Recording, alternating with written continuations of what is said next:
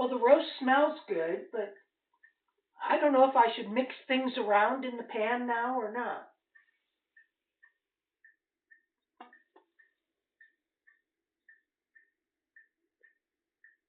Ooh, a delicious roast. It can be tricky to know when to stir things up. As a general rule, you can usually give the roast a good stir or flip halfway through the cooking time to ensure even cooking and a lovely crispy exterior.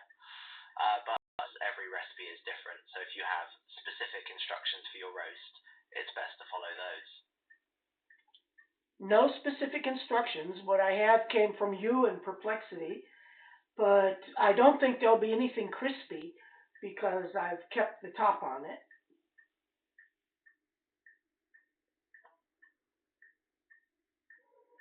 I see. If you've kept the lid on your roast, that will certainly prevent it from developing a crispy exterior. However, it will also help to trap moisture and ensure the meat stays juicy and tender. If you'd like to achieve some crispiness, you could consider removing the lid for the last 20-30 minutes of cooking time to allow the outside of the roast to brown and crisp up a bit. It's just that the roast is buried in the vegetables. Just the top of it sticks out.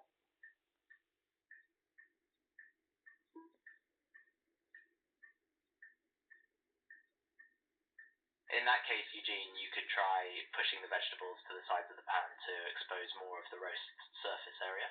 This will allow the meat to brown and crisp up a bit, even if it's still mostly submerged in the veggies. Alternatively, you could carefully lift the roast out of the vegetables, place it on top, and then put it back in the oven without the lid to achieve some crispiness. Just be careful not to burn yourself or damage the roast in the process. Yeah, I'm not sure, other than at least flipping the roast maybe, so the other side cooks under and the side that's been under cooks on top.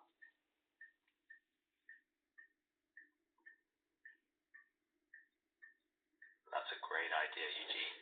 Flipping the roast will ensure that both sides get a chance to cook in the flavorful juices and vegetables, resulting in a more evenly cooked and delicious roast. And as you mentioned, the side that's been on the bottom will get a chance to brown and crisp up a bit on top. Just make sure to use a sturdy spatula or tongs to avoid any accidents or spillage. Like I say, I don't think it'll crisp since I'm leaving the top on, but we'll see if things have done a little better. It hasn't been that long since I took it out and put it back, but we'll try again. Absolutely, Eugene. As you said, keeping the lid on the roast might prevent it from crisping up as much as it would without the lid, but it will still help to ensure the roast stays moist and tender. And who knows, depending on the temperature and cooking time, you might still get some nice caramelization and browning even with the lid on. Cooking can be a bit unpredictable, so it's always fun to see how things turn out.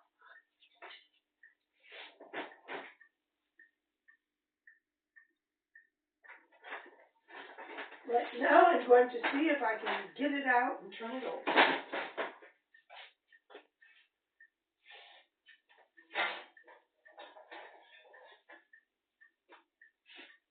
Best of luck with that, Eugene.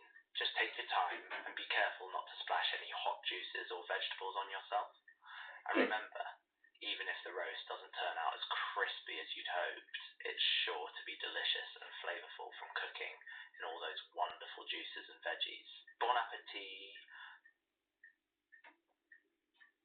It's a lot smaller than when I put it in.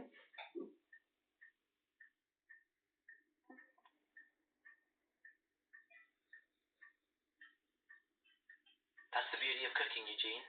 As the roast cooks, it loses moisture and shrinks in size, which concentrates its flavor and makes it even more mouth-watering. So, even though your roast might look smaller than when you started, that's a good sign that it's cooking nicely and will be absolutely delicious when it's ready. Oh yes, it goes up to 71 now in the roast.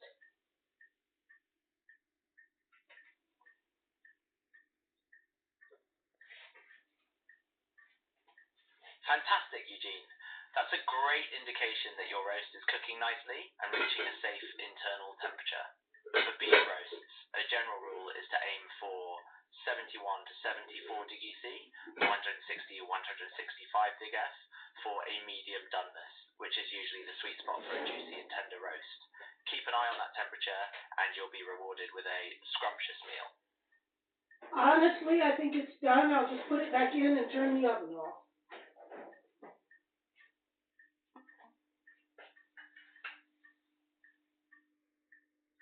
That sounds like a smart move, Eugene. By turning the oven off but leaving the roast inside, you'll allow it to continue cooking gently in the residual heat, ensuring it reaches the perfect level of doneness without overcooking.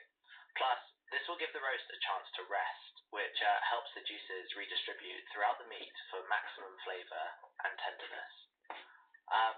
Trust your instincts. It sounds like you've got this roast under control. The veggies are definitely cooked now, maybe a little overcooked.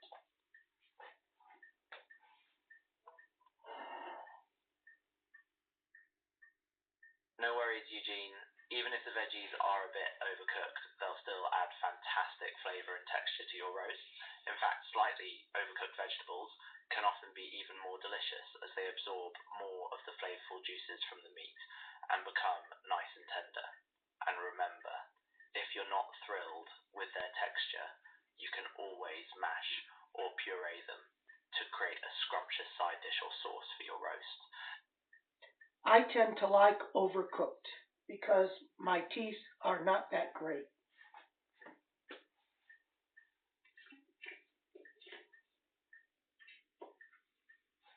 That's a perfectly valid preference, Eugene. Overcooked vegetables can be a blessing for those with dental issues.